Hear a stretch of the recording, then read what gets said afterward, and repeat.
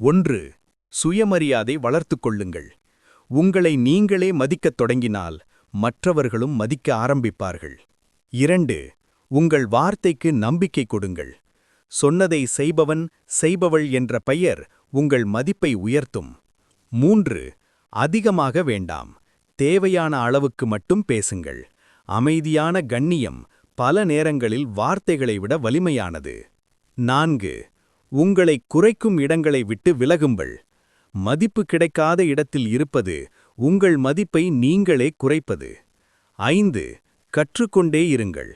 அறிவும் திறமையும் சேரும் போதெல்லாம் உங்கள் மதிப்பும் இயல்பாக உயரும். 6. எல்லோருக்கும் ஆம் சொல்லாதீர்கள்.